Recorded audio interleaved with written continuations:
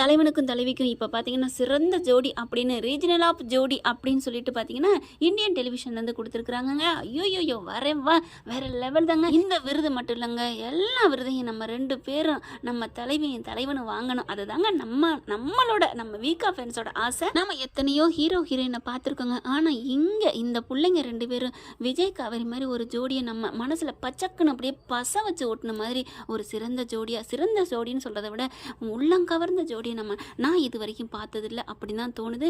நீங்கள் உங்களுக்கு அப்படி என்ன தோணுதுங்கிறத கமெண்ட்ஸில் சொல்லிடுங்க ஃப்ரெண்ட்ஸ். கூடவே ஒரு சின்னதாக ஒரு லைக்கை தட்டிடுங்க. உங்களை ஒரு நாள் பார்க்காவிட்டா எங்கள் வீட்டு தோட்டமெல்லாம் எங்கே அன்பென்று கேட்குதுன்னு சொன்னது உண்மைதாங்க. தான் மனசுக்கு பிடிச்சவங்கள பார்த்துக்கிட்டே இருக்கணும். இந்த விடுப்பு 2 நாள் சனி ஞாயிறு ஏன் வருது அப்படின்னு தான் தோணுது. ஆனால் அந்த நாட்களுக்கு தான் இந்த மாதிரி விழாக்களில் எடுக்கிற ஃபோட்டோஸ் வீடியோஸ் இந்த மாதிரி பார்த்து நாங்கள் திருப்திப்பட்டுக்கிறோம். இப்போ அங்கே பாருங்கள், மலேசியா மக்களை எவ்வளோ சந்தோஷப்படுத்தி ஆரவாரப்படுத்தி நம்ம தலைவியை சந்தோஷப்படுத்தி அனுப்பியிருக்காங்க. அங்கே ஒவ்வொருத்தவங்களும் கேட்ட கேள்விகளுக்கு நம்ம தலைவி பூந்து தான் விளையாண்டுருக்காங்க. பச்சை பிள்ளை மாதிரி பாடின பாட்டுகளும் செம்ம சீன் தான் சொல்லணும். அங்கே ஒருத்தவங்க கோரிக்கை வச்சுருக்காங்க, நீங்கள் மட்டும் வராதிங்க மேடம், இனிமேல் தலைவர் விஜயும் சேர்த்து கூட்டிகிட்டு வாங்க அப்படிங்கிறாங்க. அதுக்கு கரெக்டாக தலைவி பதில் சொல்கிறாங்க. நிறைய இடங்களில் இந்த மாதிரி தான் கேட்குறாங்க. அடுத்த முறை கண்டிப்பாக நான் விஜயோட தான் வருவோம் அப்படின்னு சொல்லியிருக்காங்க.